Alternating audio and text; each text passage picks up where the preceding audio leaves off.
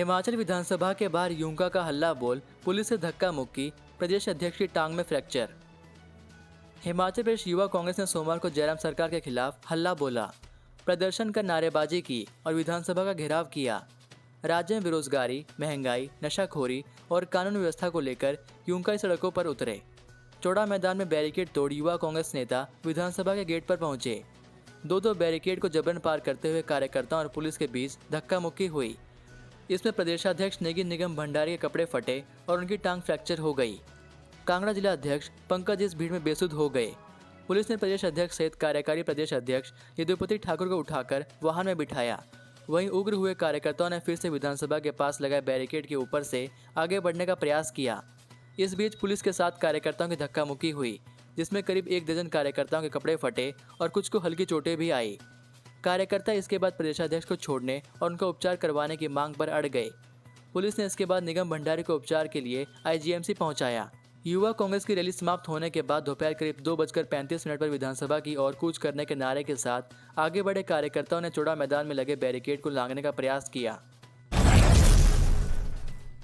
4 दिनों तक मौसम साफ, दिन के साथ अब रात को भी चढ़ने लगा प्रदेश में पारा।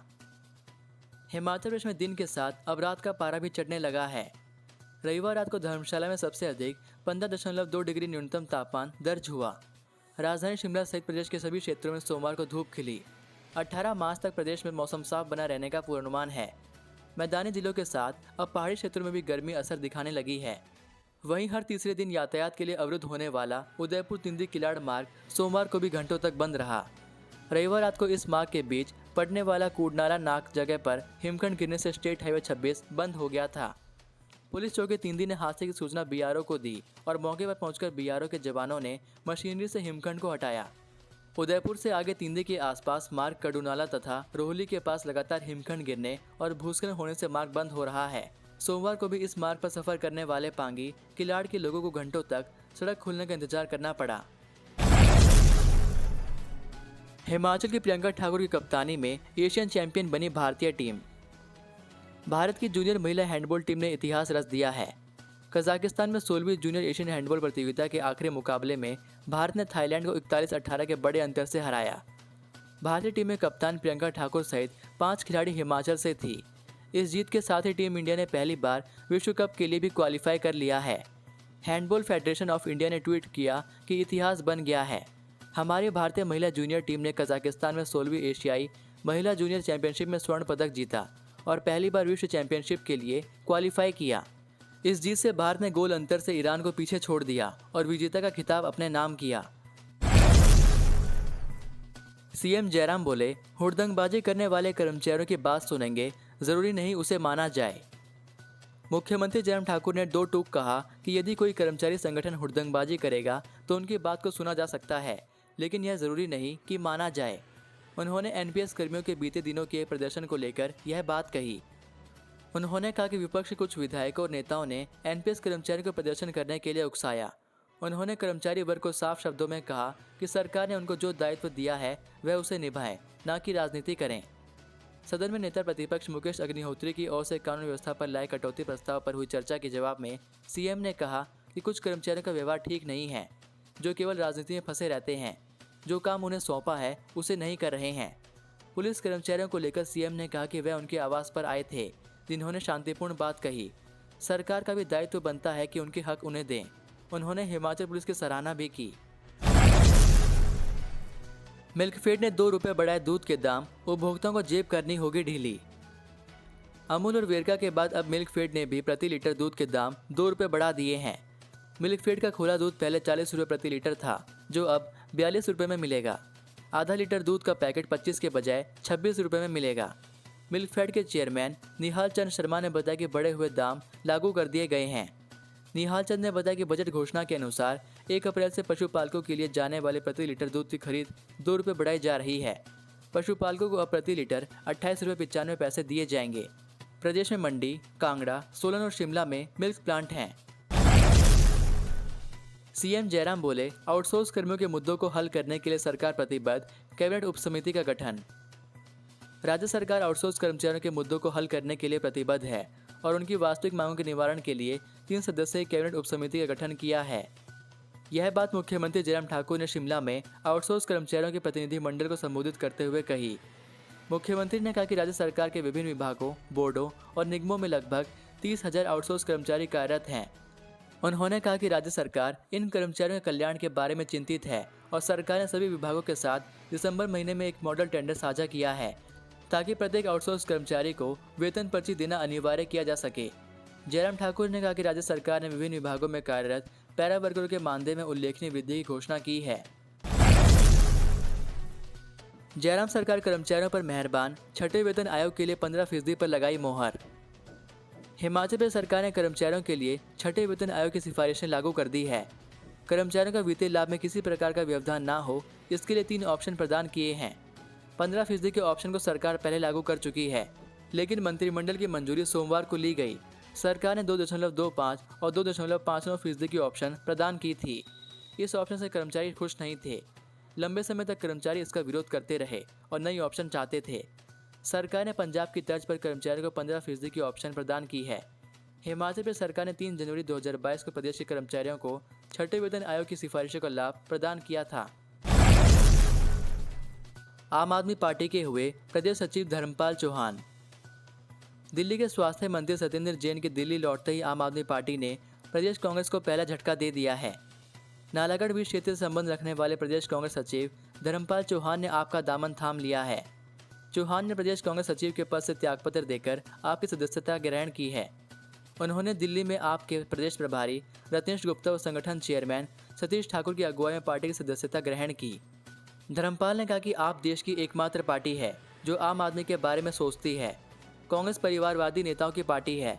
कांग्रेस और भाजपा दोनों ही दल देश को खोखला करने में जुटे हैं। रेलवे को हराकर हिमाचल की बेटियां बनी कबड्डी की सरताज। हिमाचल की बेटियों ने नेशनल कबड्डी का खिताब अपने नाम कर लिया है। रोमांचक मुकाबले में हिमाचल ने रेलवे की टीम को 33-31 के नज़दीकी अंतर से हराया। कप्तान प्रियंका नेगी की अगुवाई में हिमाचल ने रेलवे से पिछले फाइनल में मिली हार का हिसाब भी बराबर कर लिया। हरियाणा के चरखी दादरी में 68वीं राष्ट्रीय प्रतियोगिता में फाइनल मुकाबले में हिमाचल ने शुरुआत से पकड़ कायम रखी। हाफ टाइम तक स्कोर 16-9 था। इसके बाद रेलवे ने वापसी की कोशिश की। अंत में हिमाचल ने 2 अंकों से विजेता का खिताब जीत लिया। समापन पर हरियाणा के उप मुख्यमंत्री दुष्यंत सिंह चौटाला ने विजेता और उप विजेता टीमों को सम्मानित किया। हिमाचल प्रदेश की जीत में रेडर पुष्पा राणा का शानदार योगदान रहा। इससे पूर्व खेले गए पहले सेमीफाइनल में रेलवे ने राजस्थान को 41-17 से और दूसरे सेमीफाइनल में हिमाचल प्रदेश के रोमांचक मैच में हरियाणा को 35-32 के अंतर से हराकर फाइनल में जगह बनाई थी। चुनाव प्रचार के लिए आएंगे अरविंद केजरीवाल और भगवंत मान। आम आदमी पार्टी नेता व दिल्ली के मुख्यमंत्री अरविंद केजरीवाल और पंजाब के मुख्यमंत्री बनने जा रहे भगवंत मान जल्द हिमाचल प्रदेश और गुजरात में चुनाव प्रचार के लिए आएंगे। दोनों राज्यों में इसी साल अक्टूबर-नवंबर में विधानसभा चुनाव प्रस्तावित हैं। ऐसे में इस बार चुनावी माहौल दिलचस्प होगा। हिमाचल के इन कर्मचारियों के लिए बुरी खबर, सरकार नहीं करेगी पक्का। राष्ट्रीय स्वास्थ्य मिशन के तहत Himachal Pradesh state health society में कार्यरत अनुबंध व आउटसोर्स कर्मी रेगुलर नहीं होंगे। यह जानकारी स्वास्थ्य मंत्री डॉक्टर राजीव सैजल ने कांगड़ा के विधायक पवन कुमार काजल के सवाल के जवाब में लिखित उत्तर में दी। उन्होंने कहा कि इस समय लगभग 1150 कर्मचारी अनुबंध पर एवं लगभग 1230 आउटसोर्स आधार पर कार्यरत हैं। इनकी सेवा संबंधी मामलों के समाधान के लिए पिछले महीने 8 फरवरी को एक कमेटी का गठन किया गया है। इसमें कर्मचारियों के प्रतिनिधि भी शामिल हैं। पेपर दे रहे छात्र के ऊपर गिरी सीलिंग, एक छात्र के सिर पर लगी चोट। परीक्षा हॉल में पेपर दे रहे छात्र के ऊपर अचानक से सीलिंग छत गिर गई। इससे परीक्षा हॉल में अफरा तफरी मच गई। यह मामला राजकीय वल्लभ महाविद्यालय का है। पेपर देते समय अचानक एग्जाम हॉल की छत से सीलिंग की एक सीट छात्र के सिर के ऊपर गिर गई। हॉल में उस समय 1000 के लगभग परीक्षार्थी एमए की परीक्षा दे रहे थे। जैसे ही सीलिंग छत से गिरी तो हॉल में भगदड़ मच गई और परीक्षार्थी छात्र बाहर की तरफ भागने लगे। इस घटना में एक छात्र के सिर पर चोट लगी है। घटना के बाद घायल छात्र को जोनल अस्पताल मंडी ले जाया गया, जहां से उसे प्राथमिक उपचार के बाद घर भेज दिया गया है। परीक्षा हॉल में हुई इस घटना के बाद कॉलेज प्रशासन ने लोक निर्माण विभाग काम में लापरवाही के आरोप लगाए हैं। कॉलेज प्रशासन का कहना है कि कुछ दिन पूर्व ही छत की सीलिंग का कार्य लोक निर्माण विभाग के द्वारा पूरा किया गया था। कॉलेज प्रशासन का कहना है कि काम में बरती गई अनियमितता के बारे में लोक निर्माण विभाग को अवगत भी करवाया गया था। भारतीय सेना में निकली इन पदों पर भर्ती, जाने डिटेल। भारतीय सेना में भर्ती होने की इच्छा रखने वाले युवाओं के लिए नौकरी का एक सुनहरा अवसर सामने आया है। भारतीय सेना में शॉर्ट सर्विस कमीशन के विभिन्न टेक्निकल पदों पर भर्ती के लिए आवेदन आमंत्रित किए हैं। इच्छुक उम्मीदवार सेना की आधिकारिक वेबसाइट joinindianarmy.nic.in पर जाकर 6 अप्रैल तक ऑनलाइन आवेदन कर सकते हैं। आवेदन करने की अंतिम तारीख 6 अप्रैल 2022 है।